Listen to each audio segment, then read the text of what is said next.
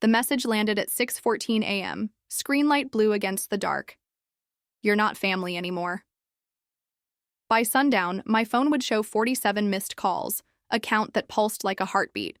I stared at the words, at the punctuation that didn't soften anything. Then I typed understood, hit send, and set the phone face down on the kitchen table where the varnish had worn to a half moon under my right elbow. I had packed light the night before, a carry-all with papers, one book, a spare blouse, the ring of keys I was going to sort through once this was over. I finished my coffee, rinsed the cup, and locked the apartment behind me. I am the middle child of a loud family and an even louder business. We sell stone, flagstone, granite, river rock, materials that don't need the hard sell because they outlast you. Hale Masonry and Supply is a yard on the edge of town, a grid of pallets and dust and trucks that look best with mud on their tires.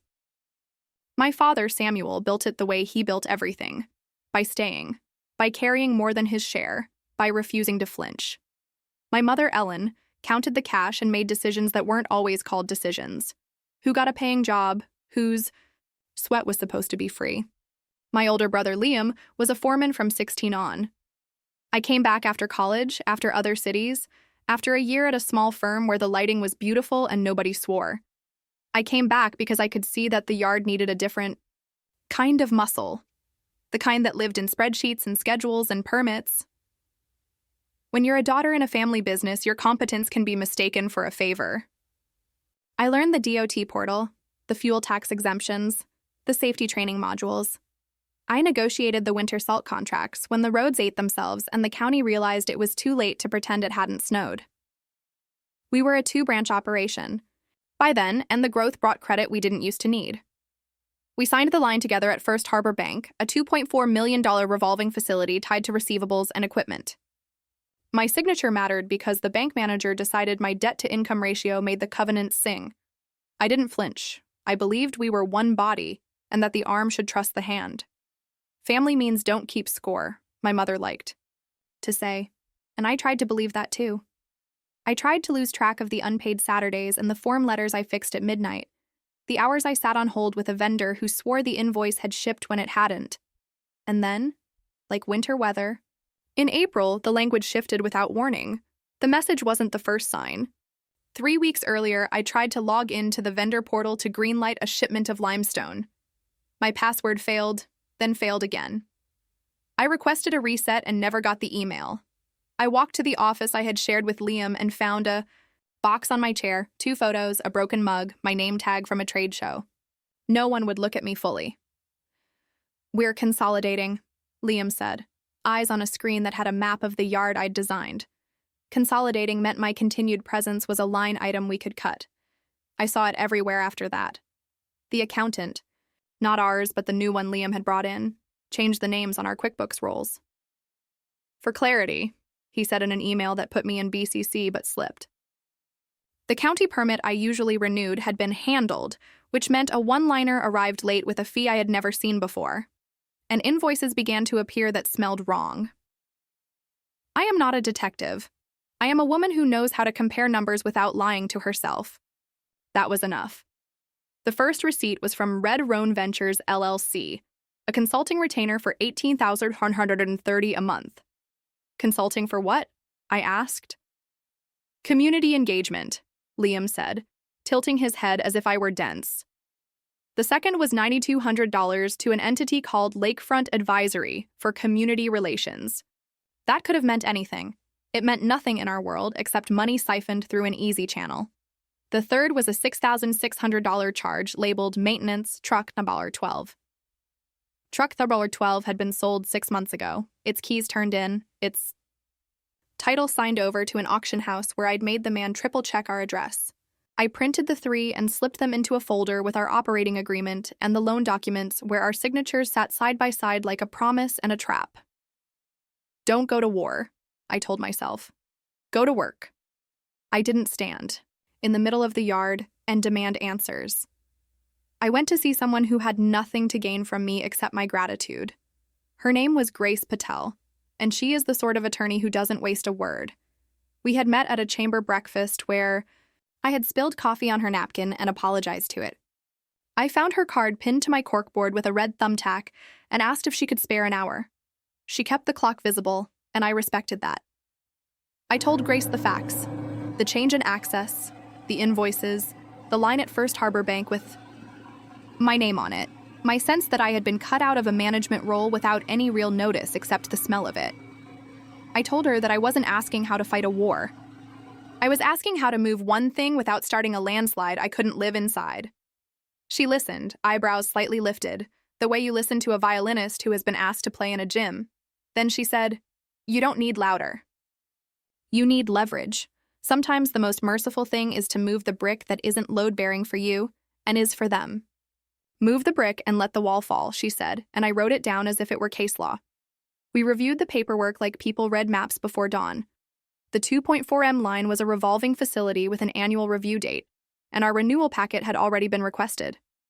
There was a clause that made me inhale. Future advances required my consent as a guarantor, and any change in management control triggered an internal review. "Tell the bank the truth," Grace said. "Tell them you are no longer in management, that your access has been removed, and that you do not consent to future advances secured by your personal guarantee. They'll want to talk. Let them. And tell them in writing." She didn't promise outcomes.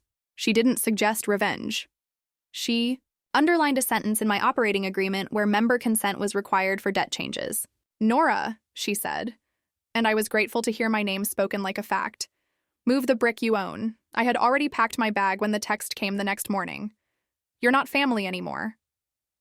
It was in the group thread that had once been photos of concrete pour days and birthday cakes on paper plates. I typed "understood" because I understood more than I had yesterday, and I forwarded the message to my personal email like it was a receipt I would need later. What I did next was dull by design. I typed a letter to First Harbor Bank addressed to the manager who had shaken my hand when the ink was new. I wrote that I, Nora Hale, no longer participated in management of Hale Masonry and Supply, that my access to vendor portals, accounts, and operations had been revoked, that the company had, without my consent as a member, changed control and roles, and that therefore I did not consent to any future advances or renewals under the revolving line that relied on my personal guarantee. I requested that they update their files and pause any draws until they completed review in light of that information. I attached the operating agreement section Grace had underlined, and I attached the text that told me where I stood in my own house. I went to a notary because I like ink to mean things. I sent the letter by email and by certified mail because one belt and suspenders is sometimes not enough. I didn't tell anyone what I had done. Then I returned the yard key fob I had kept in the glove compartment because it felt like an honest thing to do. If your life is a pond, you don't always hear the first ripple hit the rocks across the way. The email started at noon. The first was from a bank associate who asked if I could hop on for a quick alignment call. The second was from the new accountant, a man named Evan Cho I had met twice in hallways, who asked for my expedited signature on a payroll batch release. The third was from an unknown number that turned out to be a credit manager at a quarry 2 states away, asking if our payment terms had changed.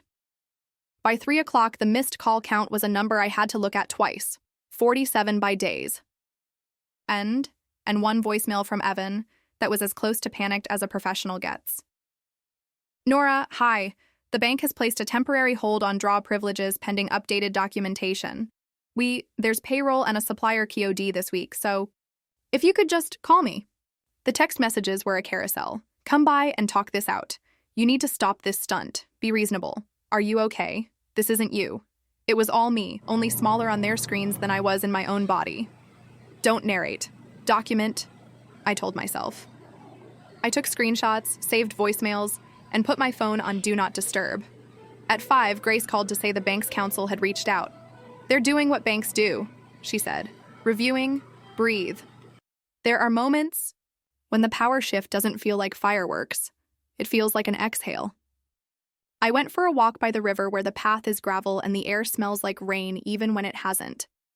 I made a list of things I could control: my tone, my calendar, my shoes. I made a list of things I would no longer carry. The story that I had to earn my last name every day. The next morning, I put on a simple navy dress and small earrings. I tucked the folder under my arm and drove to the office where a copy of our logo is ghosted on the glass door. They had asked me to come in for a meeting at 10. Family only, the text had said, and I smiled without teeth. The conference room still had the gouge on the table where Liam had dropped a sample plate like a coin. They were arranged like a photograph. My father at the head, shoulders square. My mother to his right, a pen in her hand. Liam slouched with his ankle on his knee, a posture that used to make me laugh because of how hard it tried. Evan stood at the end with a laptop cable that wouldn't quite reach the port. "Thank you for coming," my father said, a sentence that cost him. I set the folder on the table and sat down. The room smelled like sawdust and coffee, which is another way to say home and not anymore. "We accidentally triggered something at the bank," Liam said, making accident work too hard. "All we need is your sign-off so it doesn't get messy." "Messy like future advances secured by my personal guarantee when I'm not in management?" I asked, unzipping the folder. "Messy like invoices to Red Roan Ventures for consulting with no scope of work? Messy like Lakefront Advisory billing community relations twice in a month? Messy like maintenance for truck number 12, which we sold?" My mother's pen paused. She looked at me and then away, at the way she has always known when the casserole is done without a timer. "These are normal costs," Liam said, the tone men use when they want to throw a cloak over numbers. "You don't know because you haven't been here." "I know because I have been here," I said, "and because I can read." I slid the 3 printed invoices across the table. I slid the operating agreement with the underlined clause. I slid the printed text, my understood still crisp like a new bill. Finally, I slid the letter I had sent to First Harbor Bank with my signature and the notary stamp. Evan, poor man, had the professional instinct to read from the bottom up. His eyes widened. He said nothing. "Let's just fix this," my mother said, a plea on the edges of her voice. "We are family." "You sent me a message," I said. "It said otherwise. I took it as direction. I complied." My father's jaw worked. He had the same look he wore when the loader died in February, and the supplier swore he had sent the part, but hadn't. He was measuring the cost of stubbornness. He opened his hands on the table as if to show he was unarmed. "What do you want?" he asked. It wasn't said tenderly. It was said like a man who has realized the wall he built has a missing brick he didn't notice, because he thought the brick would never move. It was, in its way, the first honest sentence in the room. "3 things," I said, holding up fingers like a teacher. 1, a written separation that releases me from all current and future obligations and liabilities tied to this company, including the 2.4 EMP line, effective immediately. 2, removal of my personal guarantee from any renewals or future advances, confirmed in writing by the bank. 3, a copy of the letter you will send to vendors and agencies stating that I am no longer involved, along with a signed acknowledgement that you changed access without notice. I don't want money. I want clean paper." "That's unreasonable," Liam started. "It's the price of your message," I said. The room went quiet in the way that rooms do when something has landed heavier than the table can explain. My father looked at the invoices again, at the line items that didn't blush even when they should have. My mother pressed her pen against her thumbnail, an old habit when she made a decision she didn't want to own. Evan's laptop chimed a soft, unkind reminder. "Please," my father said. The word wasn't a surrender. It was a recognition. He looked older saying it, and more himself. I unclenched a part of my body I hadn't known was tight. "Here is what I can do," I said, measured. "I will sign a mutual release and resignation from any role, effective today, contingent on receiving the bank's letter confirming the removal of my guarantee and the release of any lien on my personal assets tied to the line. I will sign nothing forward-looking. I will wait in the lobby while you call the bank and ask them to send the confirmation. I will not argue. I will not revise. I will simply sign when the paper is clean. That is my bridge to you. It's the only one I'll build." Grace had taught me the shape of those words, the narrow hallway in which they belonged. They weren't demands. They were conditions of stepping aside in a way that protected my future from my past. I had not worn perfume. I had slept. I had eaten breakfast. All of that mattered more than I expected. Evan nodded, grateful for a path. He began dialing. My father rubbed his hand over his face once and then straightened. "Get the bank," he said. "Now." It took 90 minutes and a flurry of emails. It took my father leaving the room twice and coming back once with a coffee he didn't drink. It took my mother's pen dropping a tiny ink tear on the table. It took Liam looking at me and not at me, an aperture closing. It took patience that would have surprised the younger version of me who used to tap her foot at red lights. At 11:46, a PDF arrived in my inbox. "Dear Ms. Hale," it began, and I liked the formality enough to forgive the salutation.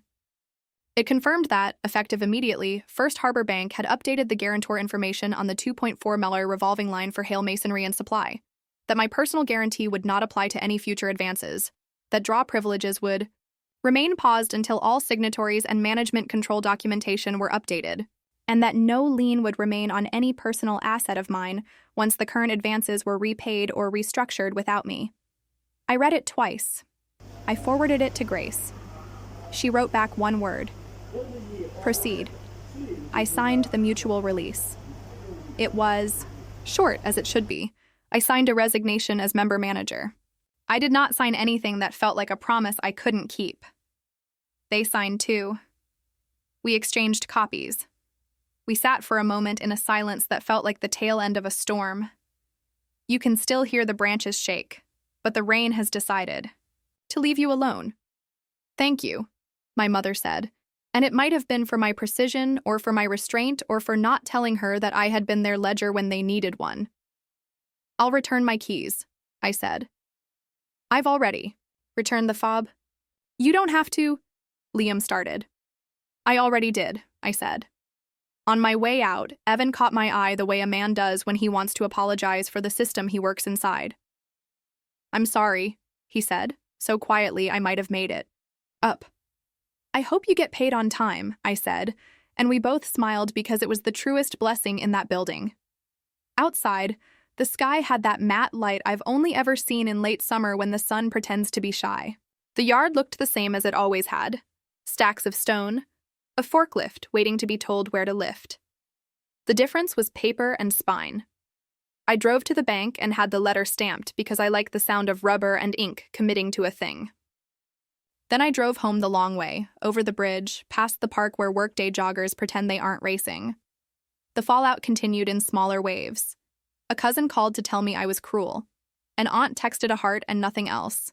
A neighbor asked if I would be at the fall festival booth and then remembered I wouldn't. I let the calls roll to voicemail until the phone seemed to understand my preference. I slept 9 hours that night. I bought flowers the next day and put them in a jar instead of a vase, because the jar had lived a life already. The local paper ran a 2-inch blurb the following week. Hale Masonry and Supply restructures after leadership change. It lived. Below the fold and above a photo of a county fair winner holding a pumpkin. No one reading it would know how many knights and ledgers lived under those words, and I was fine with that. Quiet justice sometimes looks like administrative housekeeping, which is its own kind of poetry. I went to the DMV and changed the address on my license. I called the DOT to confirm that the fleet account no longer listed me as a contact. I canceled the automatic renewal for a safety software subscription I had put on my personal card because it had seemed easiest at the time. These were dull tasks. They were also small acts of sovereignty. And then the envelope arrived, thin and official. "This confirms that you have zero remaining obligation to First Harbor Bank with respect to," it read, and the sentence was longer than it needed to be, and I loved it anyway. I put the letter in a plastic sleeve and then into the folder with my name on it, and then I put the folder into the fireproof box at the back of my closet. I stood for a while with the door open, breathing in the faint scent of cedar. "Understood," I said aloud, and this time I meant, "Understood, Nora. Understood your limits, your worth, where you begin, and where you end. There's a quiet that arrives after you stop performing for an audience that only applauds when it's convenient. It's not silence. It's the sound of keys being sorted, of shoes being placed by the door, of a kettle on a burner. I went back to consulting for small firms that wanted to grow without growing crooked. I said yes to a weekend hike I would have said no to before because the truck needed a part. I read a book without checking my phone between chapters. I sent Grace a bottle of something that tasted like apples and gratitude. Sometimes, when I pass the yard on the outer road and the gate is open, I see my father stand with his hand on his hip.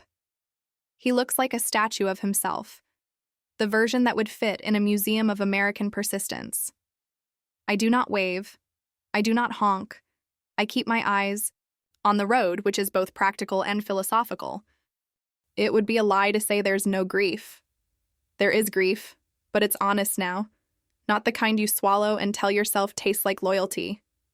The grief is for a version of family that never fully existed in the first place, except in my work and my willingness to be the one who stayed late. The grief is small enough to carry without resenting its weight. It sits beside me sometimes on the couch when it rains. I give it a corner of the blanket and it behaves. I see my mother at the grocery store once, the aisle with the paper towels, both of us doing mental math about sheets per roll. She smiles, that small, strained smile that women use when they have decided not to cry in public. I smile back. We both decide to leave it there. There are stories words don't fix. Move the brick, Grace had said. Let the wall fall. The wall didn't collapse in a cinematic plume of dust.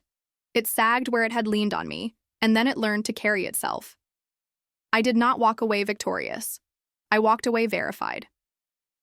There are 7 sentences from that season that I wrote on index cards and taped inside a cupboard door. They are the same ones I would place on a screen if I were telling this to a room that needed the evidence of quiet. You're not family anymore. Understood.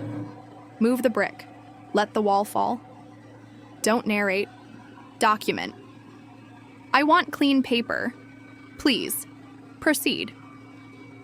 When the past voices try to bargain with me in the middle of the night, when they say, you could have stayed, you could have made it easier, you could have been softer, I open the cupboard and read those lines in order. They tell the truth in a kind voice. They are the chain of custody for my peace. I kept the bag small. I kept the words smaller.